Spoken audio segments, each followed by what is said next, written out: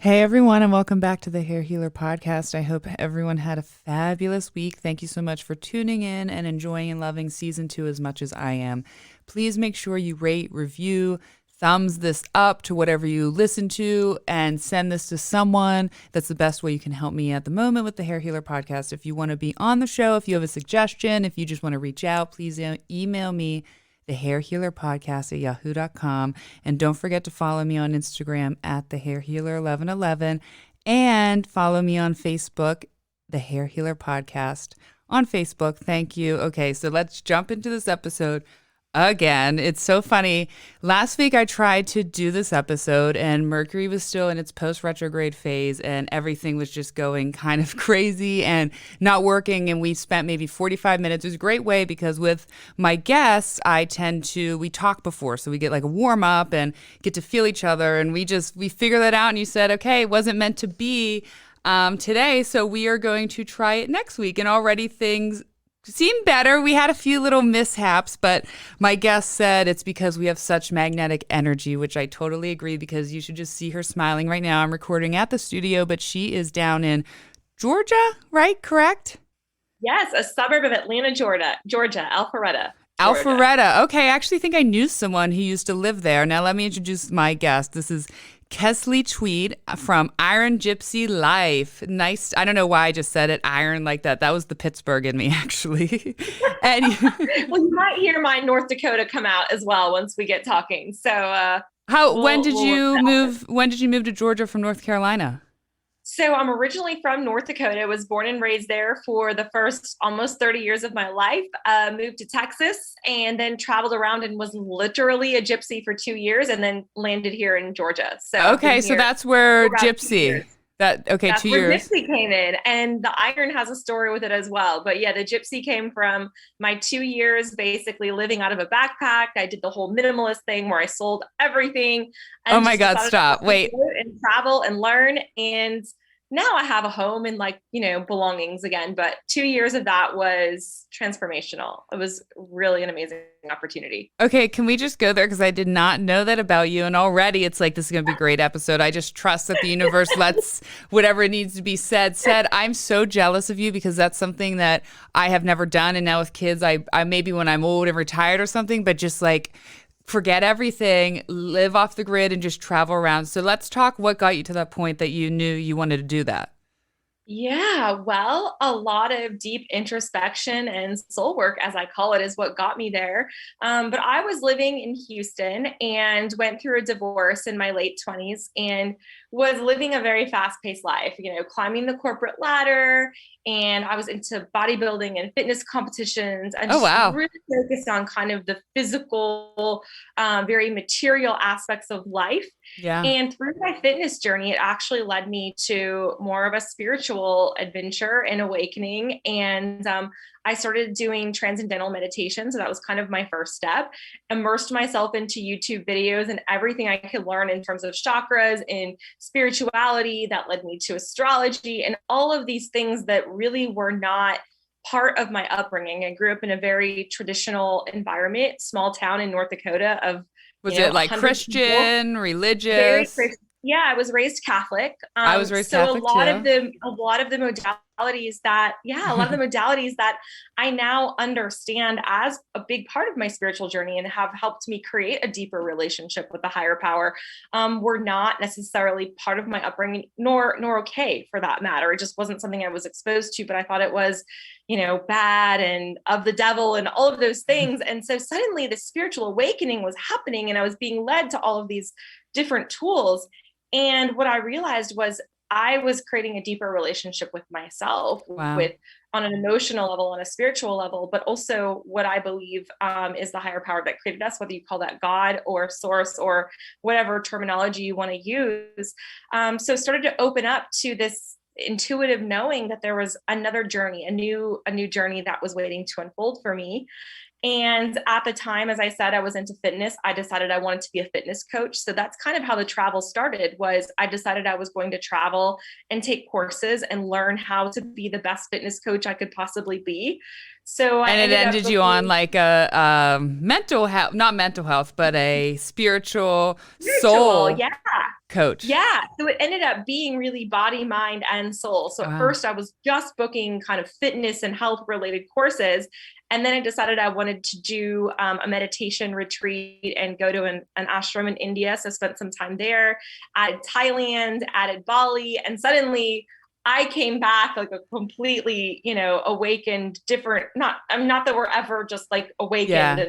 and at the end of our journey, but it was certainly transformational. I I spent a lot of time alone, a lot of time in meditation, and And learned a don't lot you about feel myself. like when you go on those like sort of high vibrational trips that you literally jump into another world energetically, and you're Yes. just like somewhere else? What was your what place, you just said those few places, did you find the most transformative for yourself? Definitely India, because that was my first stop on my journey. Wow. Number one. So I came straight from, like I said, very fast paced life, corporate structure, working out, very stringent diet, What all did of you these do in the things. corporate world?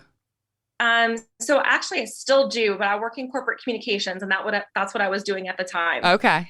And in just a very kind of fast paced, structured, environment. So went straight from that into, getting up at 5 a.m., doing yoga for an hour, meditating for an hour, taking classes on breath work and meditation and yoga all day long, doing more meditation, going to bed by like 9 o'clock at night and waking up and doing it all over again. So I was Sounds completely out of my amazing. element. I went from heavy protein diet to vegan diet to, just the amenities, just very different in every aspect. We were washing our clothes in buckets and hanging them out to dry. And that was not what it was. It was just different. It was Wow. so far outside my comfort zone. But I Was it started a easy for blog. you to jump into it, or was it uncomfortable for you at first to take a little It was bit? very, like, on every level, it was very uncomfortable. Yeah. It was enjoyable. I looked Yeah. out and I could see mountains and just beauty, and it was serene, and there was so much time for reflection. But it was very uncomfortable because I knew not only was I out of my element just from a geographical and cultural standpoint, but I could feel, how when you feel there's like an awakening, there's something that's going on that's shifting inside of you. I could Yeah. feel there was one chapter closing and a new chapter beginning. And I think sometimes when we go through those phases, the scariest part is the part between, The when the waiting. Oh old my you is God. not you anymore, but you don't know what the new you and the next phase is going to look like quite yet. I knew I had dreams of launching a business, but I didn't have any sort of structure. I didn't know what it was going to look like. I really had no idea how I was going to put it all together. So it was a very scary time, beautiful time. And Like I how said, long do you think you were time. in that space, the unknown Yeah. space, from that to like, oh my God, to this is starting to take off and now make direction? Yeah. So that lasted a good 2 years Oh where I shit. felt like I was in that in between. So about a year prior told me, he predicted that I was going to go through a dark night of the soul. And at the time I had no idea. I had no idea what that even was. And I was going through this phase where I was just feeling lost and confused. And I ended up getting my Reiki certification during that time as well. So for those, I don't know, have you ever been Mm, through Reiki? Are yeah, you a Reiki? level one. So you know what it's like then when you go through the attunement Yeah. and suddenly everything starts to shift. And it's, again, this awakening time where you don't even know what's happening. So that happened in the middle, did my Reiki Masters, and yeah, it was a good 2 years. Oh, and then I had Saturn transiting my moon, which you'll Oh, probably understand what that's about. wow. You had quite, Emotional maturity. What's wow. that? Wow. Yeah, I said Yeah. you had quite a little journey there. In my fourth house of all places. So, And so was that when you were traveling around? When you so were a that gypsy? was, yes. So I had come back to the States and I was living kind of in different places. I was in San Diego at kind of the heart of that. And I was going through such an emotional time. I couldn't understand. I was just sad and there was really no explanation for it. And my Reiki teacher suggested I go get an astrology reading. And that's when she told me about the transit that was occurring, and everything that she said made complete sense. And she said, you're learning about emotional maturity, and Saturn is transiting your moon. That's why you're feeling a little bit down in the dumps and feeling like you're lacking direction and purpose and structure in your life. And that's how I fell in love with astrology. So one thing really led to another. And it was like all these different modalities started showing up in my life at the right time to give me direction when I needed it most. So yeah, that's kind of how it started to come to be. Wow. So where are you now from? Like, what made you finally settle where you are? What was like, what settled the gypsy? Saturn. Yes, that is funny. Won't Saturn do that? It was like, no, and to be honest, and not to get too technical in terms of astrology, but when I went for that reading, I had Saturn transiting my fourth house, and my astrologer said, don't have a home. When you have Saturn transiting your fourth house, you need to root down, you need to ground down, you need more structures in your life. That's one of the reasons why you're feeling so unsettled. And so I decided I needed to, find a place to live, and the coaching practice continues to grow and was growing at the time, but I also knew I needed to supplement an income so that I could, pay the bills and do the adult mature things that Saturn likes us to do. And so I got a full-time job again, committed to continuing to grow my passion and my business on the side, kind of reignited, resurrected, reinvented my business over the course of this last year. I think all of us, with 2020 being the year that it was, we were all kind of stepping back at our lives and saying like, okay, what do I need to let go, let it crumble and resurrect and recreate it? And that's what happened with my business in 2020 in a great way. So where were you a year ago? I mean, it's been a year in almost 2 weeks. That's crazy. Where were you like at that point? Oh, that's a great question. So working full time. Okay. I was doing live events with a previous business partner. And that business was growing, but it didn't feel connected at a heart space. What was that business? So, was that just? So it was more holistic, like we called it body, mind, soul events. Oh, okay. So we did work in Reiki. We did work in meditation. I wasn't doing much with astrology, and I felt very called to bring astrology into my practice. Yeah. I felt very called to work with women specifically. And so I just really focused on what is it that I want to create. And so last year, the Empowered Empath Collective was born. And also how'd you get that name? Into my astrology business. I have a fantastic business coach, and we were brainstorming, and I shared with her the type of, she's my ideal client. Yeah. I said, it's someone who believes that they have a purpose in the world, someone who believes that they're here to make a difference, someone who really cares about others, but maybe has a hard time finding the boundaries or the confidence or the direction. Sounds like me. Right. And she said, you're describing an empath. And I hadn't really resonated. I don't know why. I am an empath. I've been an empath. Colleen said, you're an empath. For some reason, I never resonated with that word. And I realized the reason was when we hear empath, so many times we hear it in this disempowered way. And like, I have these beautiful abilities, but I'm picking up all this energy and these emotions and these vibrations and expectations of other people, and it weighs on me. And so the way that it came to be Empowered Empath Collective was I wanted to rewrite the rules. I wanted to reframe what it means to be an empath and truly help empaths connect with their superpowers, being this great call to serve, this beautiful, way of giving to others, of loving in such a deep way, the creativity that empaths have, the ability to connect in an instant, like you and I. It's like, I feel like I know you, like all those things. That's what I wanted to help empaths uncover within themselves. So that's how we came up with the name. Wow. And find that power. And you're definitely doing it. And you just have I'm just watching you on camera, and you just have such this, like, everyone listening, this bright smile and happy and talking and a glow. And you could tell that you really are living your purpose and finding your purpose. So what would you say for our listeners if they're saying, I don't know how to find my purpose or where I should even start? What would you tell them? Where would you tell them to start? Well, number one thing I would say is to reframe how difficult we think it is to find our purpose. I had a limiting belief, and this is something I was working on a lot last year, was like, oh my gosh, my purpose, it's this big thing that I've got to figure out, and I've got to wait for the day when suddenly like this voice from above comes and gives me my purpose. It's a journey, right? It's constantly taking steps toward what we're passionate about, toward what we love, toward when we see something in the world and we say to ourselves, I want to see that change, or I went through that and I see someone else going through that, I would love to help them. Those things are all speaking to you and leading to your purpose. And I think the best way to find our purpose is to just keep walking and taking steps. And don't be afraid to fail. Don't be afraid if you hit a roadblock. If you would have asked me 4 years ago what I thought my purpose was, I would have told you it's helping people get fit and love their body and, feel good in their body. And it would all been about fitness. But fitness led me to Reiki, which led me to astrology, which led me to all these other modalities.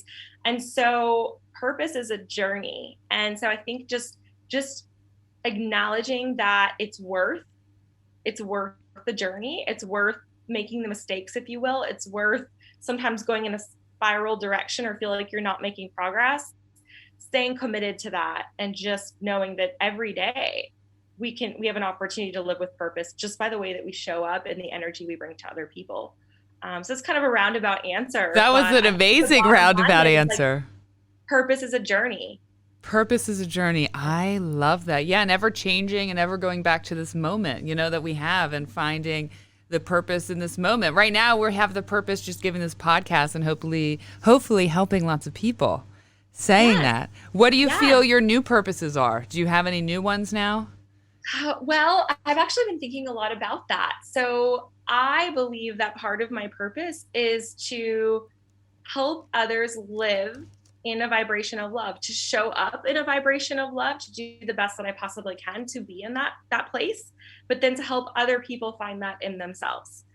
You definitely have a strong love vibration about you. Venus and Pisces in my natal chart. Yes, so yes. I see it. I have Venus I have Venus in Cancer. Oh, yes, I feel that. I feel that. Those are good vibes too. So annoying. Every person I meet, I see our marriage.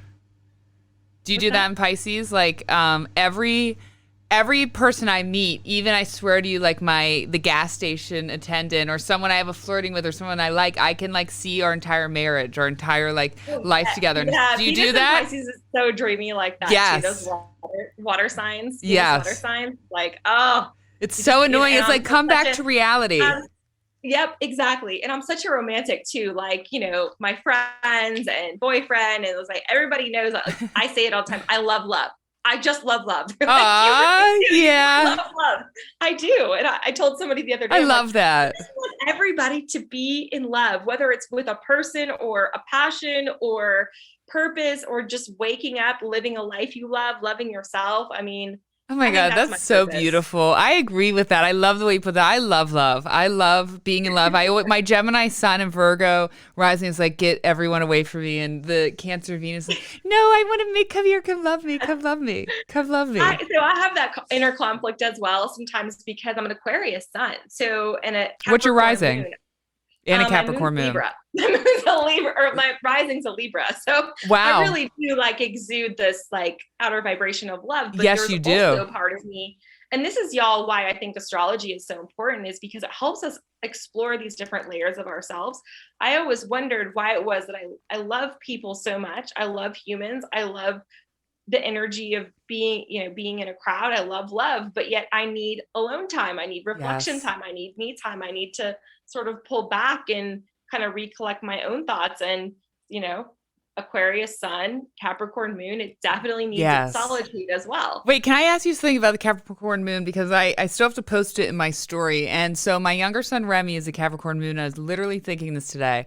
He's fanatical about his stuff, like germs being too touched, things not being perfected. And I took a sip of his Gatorade and he was like, make sure you wipe off the side you used and don't get any hair in it. And I feel I think his must be in the 6th house or something. He's got to have a different Capricorn moon. So he has in the 9th house actually. But I feel he's just very and I know some other Capricorn moons because they're of their awareness and their surroundings, so very protective of that. Oh, but your Libra rising, Libras are such givers, so maybe that seems like a give. But I feel you're very, of your surroundings and your environment, you're very protective of it. Yeah, I can see that. And what I've noticed for Capricorn moons is they've got to have a focus, they've got to have a direction.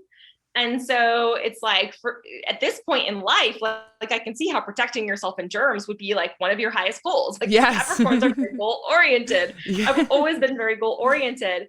And so one thing I've found, like as I've evolved and as I've grown, I've observed about my Capricorn moon is that I've got to be very careful about where I set my goals and where I set my focus, because if I don't set it on the right thing, I can totally lose myself in the wrong thing, in the wrong pursuit, and either end up not fulfilled in the end because I didn't set the right goal, or like I said, completely losing myself in work or the focus on the goal that I forget to be love and be happy and exude love and all those things along the way. So what do you do to get back into those moments of feeling and being love? So I have a pretty what's the word? I'm very loyal to my meditation practice in the morning. You're so inspiring to me. I need to do that. Continue. That's my Capricorn. My Capricorn yes. moon needs that routine. So yeah, every morning I do a meditation and I usually do some journaling. Journaling for me has been very helpful in understanding. I think I've got a lot of water in my chart, but I've also got the Capricorn moon. I've got my Mercury in Capricorn. So I've always been a type of person who needs to process and writing. And I think especially this is something I tell all empaths, not just if you're those particular signatures, but so many times as empaths, we get in our head and we're like looping our thoughts, or we're so in our emotions, and we've got to pour it out. We've got to find a way to process and move through it. So I always tell, like one of the things I coach my empath clients is ask, align, action. So the asking part is the journaling, like processing. What is it that I'm feeling? What is it that I'm thinking? What is the actual challenge that I'm facing? Is this my energy? Is it somebody else's? Wow. What do I feel? What do I want to feel? And then aligning with what it is that you want to feel, and then taking action from that space. I think, again, as empaths, if we get too stuck in the emotional or the overthinking, and we can have a tendency to do that, overthinking, and this is me as a Libra rising, like, what will this person think? How will this person react? And I would get so trapped in that I would never take action. And so I like to encourage, in particular, empaths to take action and not get stuck in that place of over analysis or analysis paralysis. Can you say that again? Action. Ask, align, action. Ask, align, so really action. Asking yourself the right questions and taking time to ask yourself questions that are, how do I feel and how do I want to feel? I think that's a really big one. Yeah. Starting to ask ourselves what it is that we want and what we desire. But feelings, emotions are really big for us. And how many times are we just showing up and we're kind of like taking whatever is projected onto us instead of choosing, no, this is what I want to align with love. I want to feel love. And then we can actually, as empaths, we are gifted at feeling vibrations and feeling emotions. So we can either take on what other people are putting onto us, or we can formulate the energy and the emotion within ourselves to feel whatever it is that we want to feel, and feel that at such a high and powerful level, because we are such strong emotional, energetic, vibrational beings.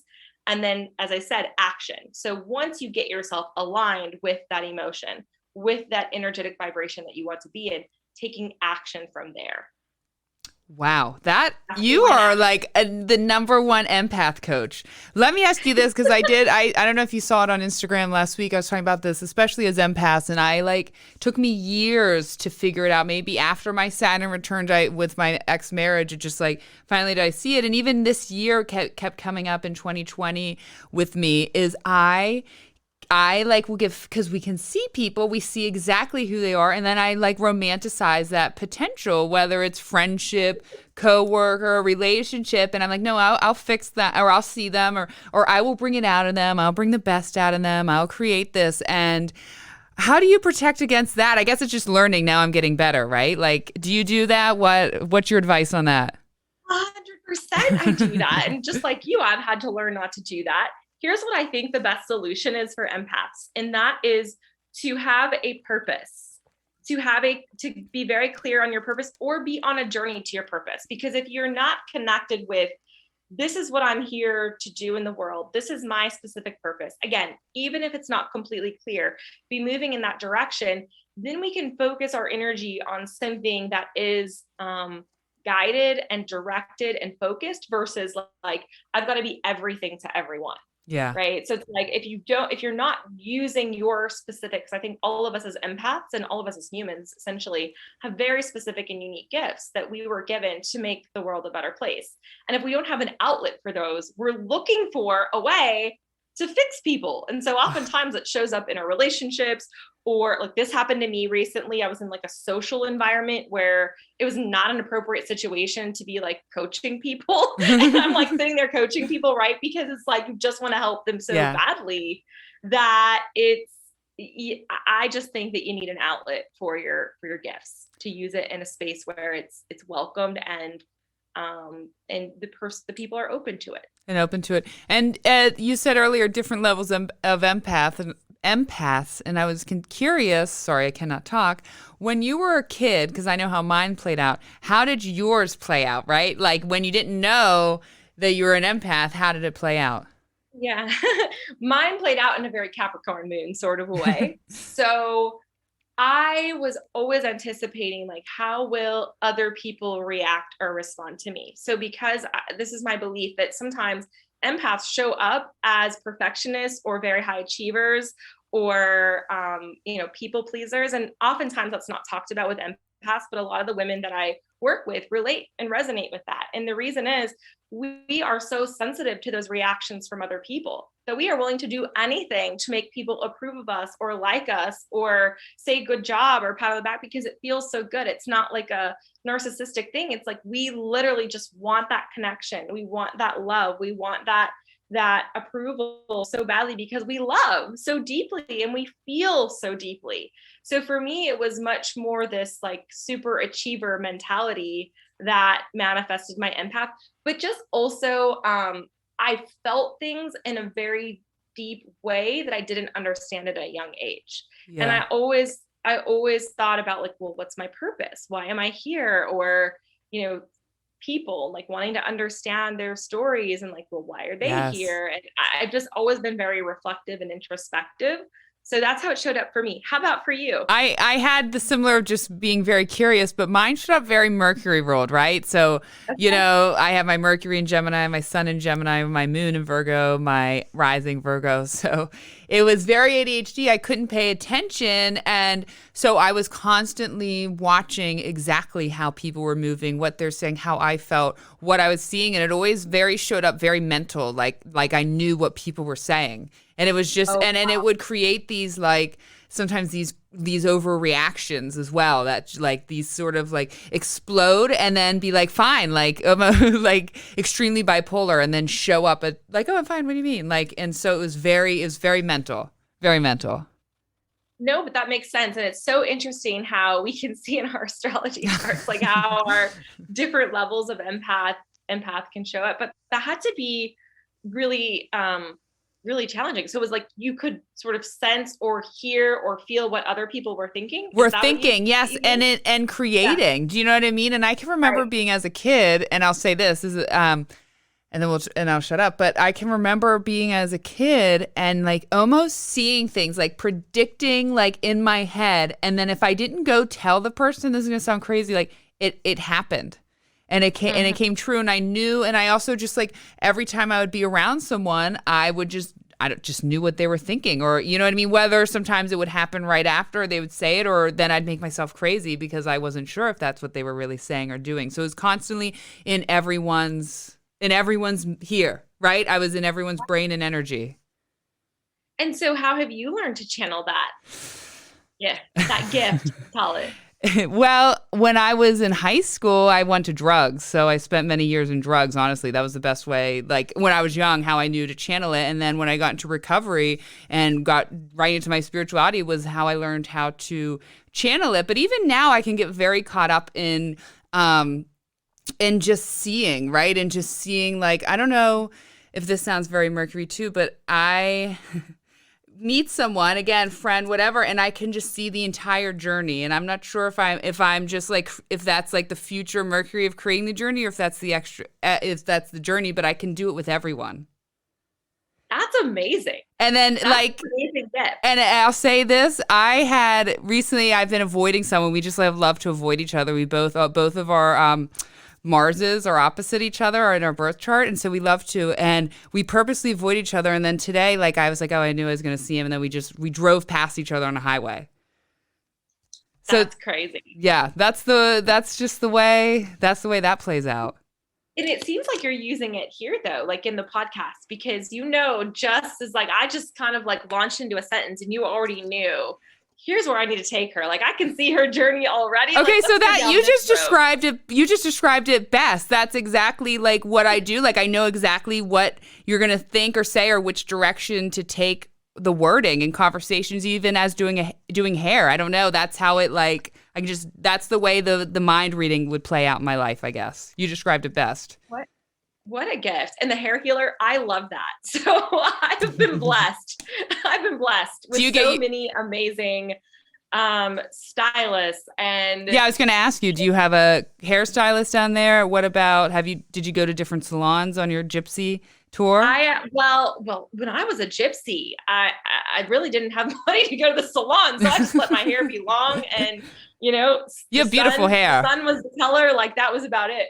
But, it's so funny. I joke when I lived in Houston. So I lived there for 7 years. And one of my very first weeks, I went to get my hair cut and colored. I was going to be in a wedding or something. And I met this woman and she ended up being my stylist for the whole entire 6-7 years that I was there. Wow. And she did actually have a psychology undergrad, something like oh, amazing background. And so she was literally my hair healer. And I went through so much healing. And she knew everything. And I told her that she was my longest relationship in Houston because she was my longest friend. She was like my hair therapist, my hair healer. So now that was the space that you hold for people, and it is a gift. It is a true gift that you're able to bring to people. Now was that before you went on your gypsy tour? It was. Are you still in contact with her? See you on social media? I am still in contact. I love social media for that reason. I'm an Aquarius. So it's like I love like having these friends from all over and people that you can connect with online. So yes, we are still in touch for sure. It's funny. I love that too with the Virgo. We love the technology and connecting. So what are you doing now? You had mentioned earlier because something went wrong with your moon circle, virtual moon circle. So what are you doing with the circle? Yes. So as part of the Empowered Empath Collective, every month, one of the benefits for being part of the community is a moon party, but it's also open to the public. And so we do full moon every single month. We do it by Zoom, and it is meant to be a celebration, but also a release ceremony and then setting intentions for the month ahead. So as you know, Colleen, full moons are a time of things coming to fruition. And I think oftentimes with full moons, we sort of forget to, at least I do, I forget to celebrate. I forget to acknowledge like, oh, wow, like look at all the things that in this cycle came to be in my life. So we do some reflection, we do gratitude, we celebrate something amazing that's happened in the month prior. We share that as a community of women. I love this space. And someone said it the other night that there are so few spaces where women can come together just as equals, as a community, as a safe space. We have all ages. So we do that. And then I usually do some Reiki and some sort of a moon guided release ceremony, and then a visioning process to get very clear on what we want to manifest and create and become in the month to follow. And it truly is, it's a party. Like you can dress up if you want, you can wear a dress, you can wear your sweats, you can bring your tea, you can bring your wine, we play music, we dance, all like. Oh, I want to come. It's literally fun. You'll have to come to the next one. I'm going to send you a special invite. Please send me. Will you please send me and tell me if people listening, how they could come if they wanted to come. So go to my website, it's kesleytweed.com. And if you go under the section called community, you can see Moon Party. And so I'll have the next Moon Party up very soon. They're usually at the end of the month right now with the moon cycle the way that it is. So we every single month, and would love to have people join us. Do you do anything for the new moon, or is it right now just set up for the full moon? Right now, it's just for the full moon for the public. For my community, we always talk about the new moon and set new moon intentions. And it's been really fun, this group, especially if, for people who are new to astrology. Astrology can be very, as you know, Colleen, super intimidating if you're just starting out on your own and trying to make sense of your birth chart and the transits and all of that. So I have a group of women who's been very, very interested in understanding, using astrology as a map to understand themselves, but also the world around them, their relationships, their empath gifts, all the things. So we've been diving deep and kind of going in different layers of helping them understand all the pieces of astrology. So it's been a lot of fun to see them really embrace it. I love that. I love that. Now you study. So we had talked, we have the same teacher right now. I've been studying ancient astrology, Hellenistic astrology the entire time. And I guess years ago when I started looking at astrology, it's definitely more modern. And now you have both. You have experience in both. Yeah, I'm passionate and I'm a dabbler. Yep. So I've taken evolutionary astrology and modern astrology and ancient astrology. I'm in one of the same courses you are right now. What have you felt most connected with so far? Or just all of them, adding them all? I really enjoy evolutionary astrology. I think that's really resonating with me at a deep level, and really using the nodes and Pluto and some of those different signatures that we don't as much in ancient astrology. But what I do appreciate about Hellenistic and ancient astrology is that it's pure. Yes. It's not as sort of modified to fit where we are in present times. It's a good way to put that, pure. Very literal and pure. And that's one of the reasons why I signed up for that course was, I want to get to the roots. I want to understand the roots. And then if I decide to branch off and like incorporate different things from there, at least I have the strongest foundation I possibly can. So I commend you for really sticking with that. And it's the Virgo rising. I was like, totally. Again, I've been following him, and then it just was so much. I'm like, now once I really get through that, build my foundations through his next 3 years, then maybe we will see with how I merge modern astrology with that. But if you're wondering what we're talking about, our teacher's name is Achuchabhava Nightlight Astrology. That's nightlightastrology.com, and he has new courses starting in June for ancient astrology.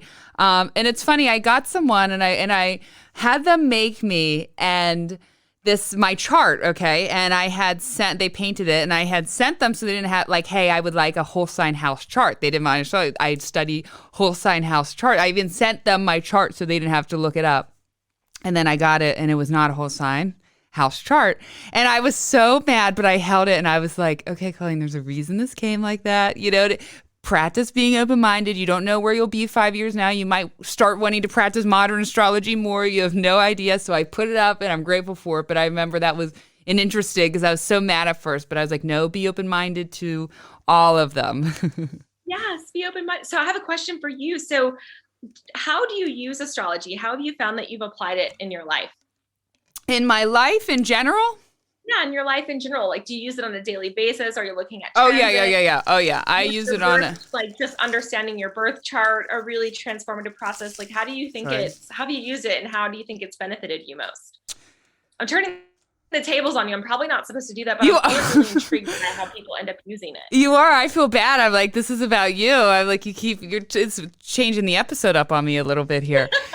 So interestingly enough, I use it daily, right? I track daily, and I'm trying to get better with posting daily and actually really tracking daily. Like our teacher said, Chuchabhava, track daily, the moon cycles, everything, especially for the next couple of years, journal, and then you really get a sense of what's going on. So I track daily.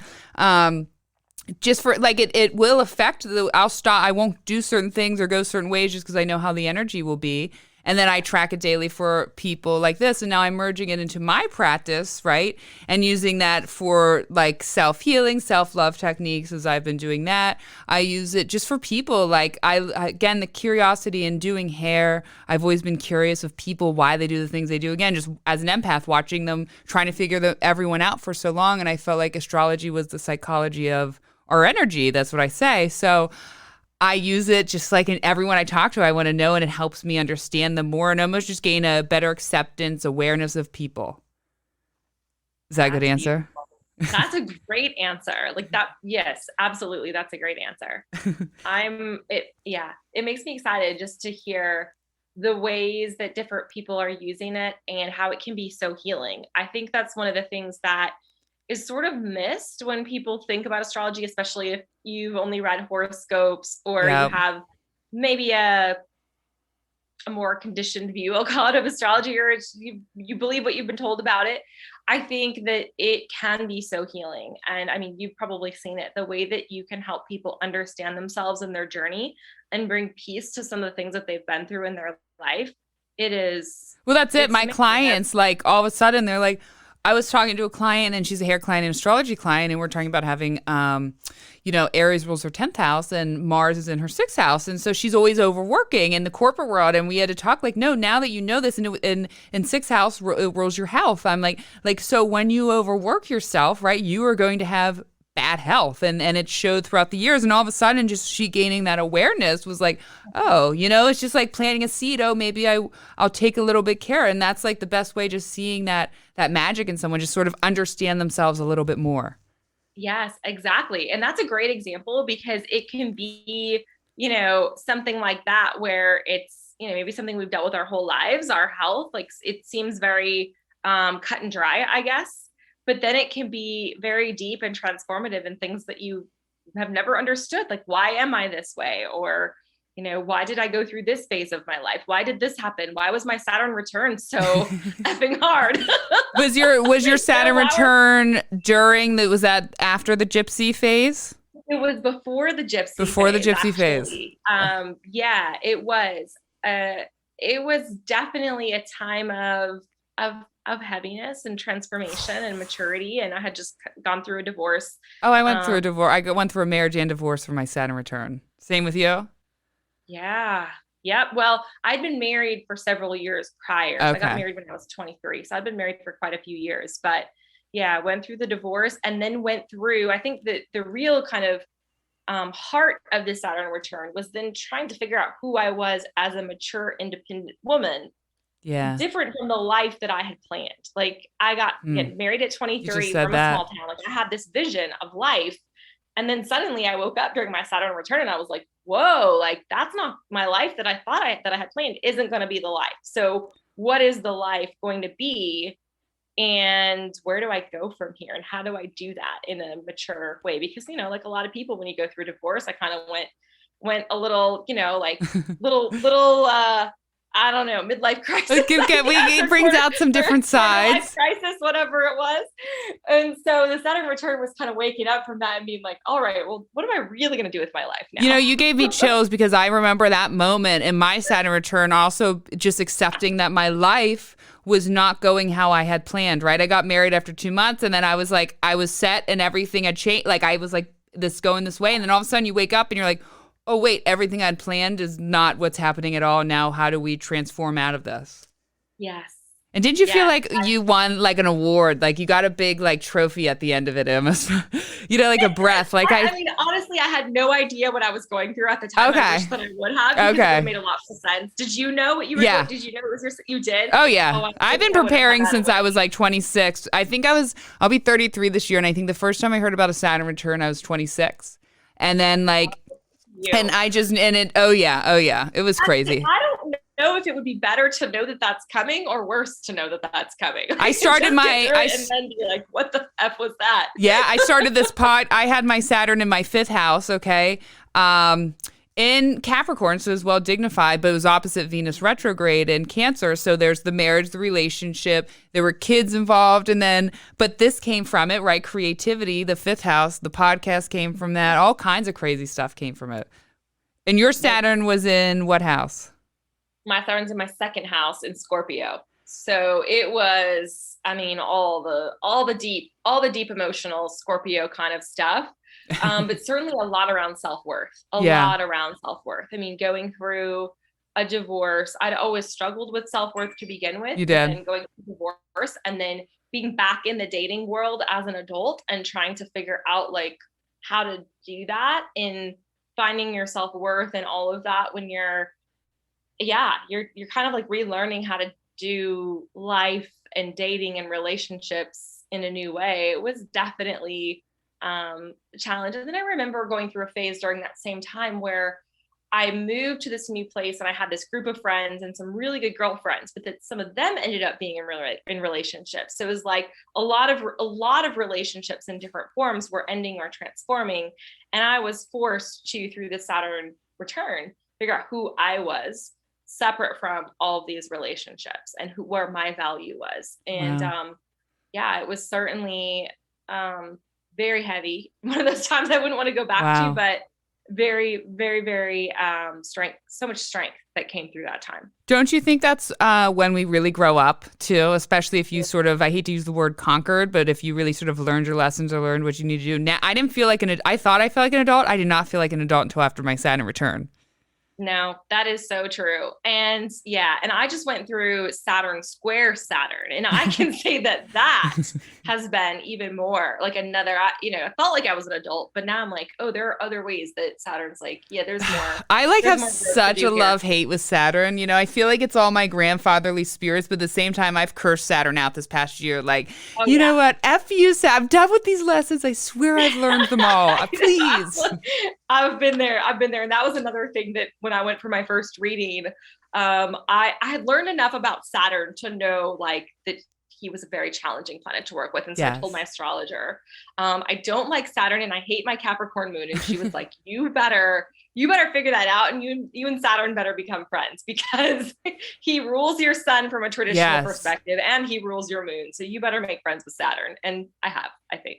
So you know what? Our teacher actually does a really good, I don't know if you ever listened to it on his YouTube channel. I want to say it was a couple months ago. It's all about Saturn and like what not to hate, the good benefits of Saturn, but greater major rewards come later in life with Saturn. So we'll hold on to those beautiful things.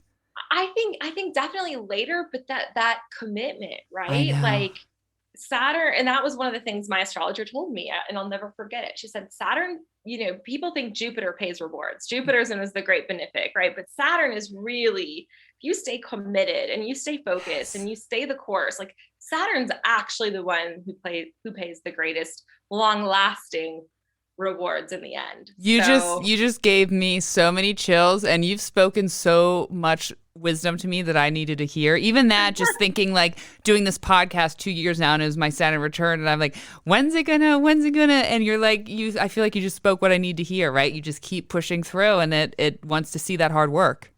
Yes, exactly. Saturn honors that hard work, and we're always rewarded for it. We probably won't see it right away.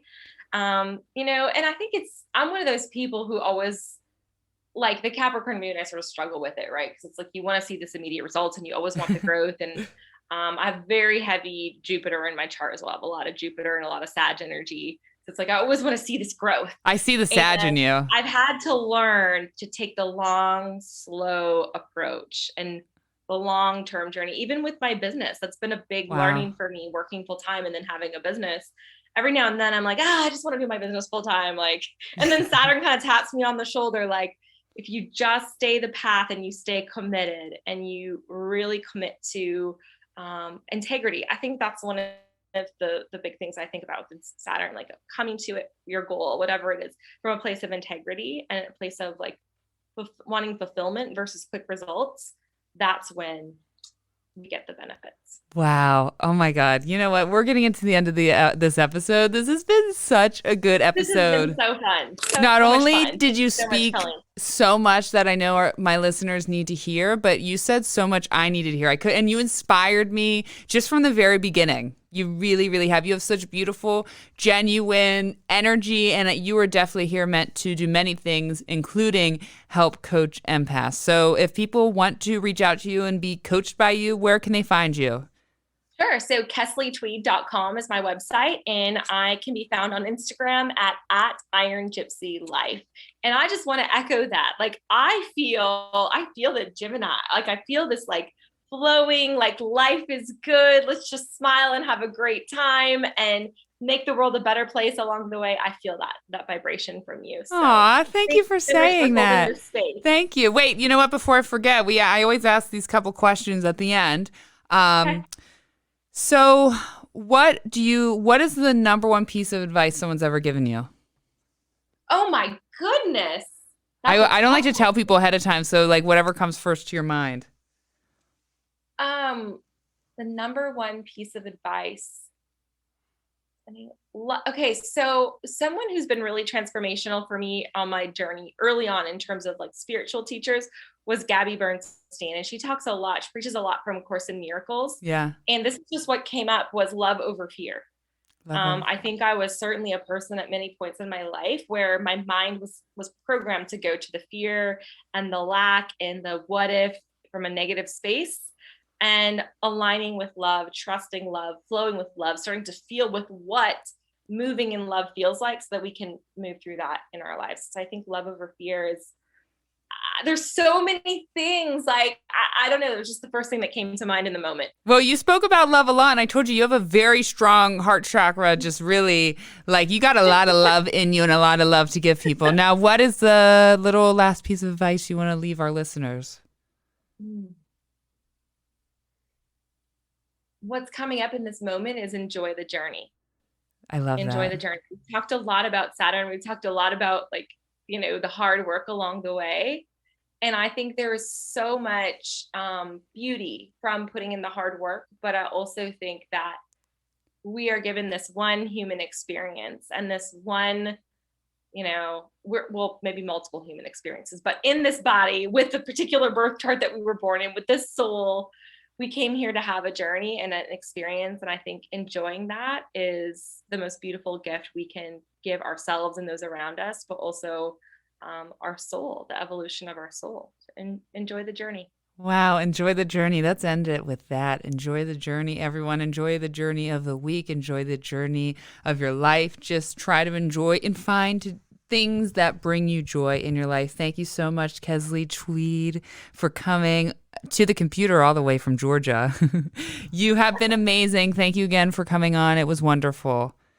Thank you. It was an honor, and your space is beautiful. Your energy is beautiful. And I hope our paths cross again very soon. I think that I really think they do. We had quite a connection, and seriously, I feel so good right now. I can't even tell you. And I know all of our listeners feel so good too. They could feel our electric and your happiness through. Thank you everyone for listening. Please make sure to rate, review, subscribe, send this to someone, and follow at the Hair Healer 1111. Thank you everyone. Have a wonderful week and love you all.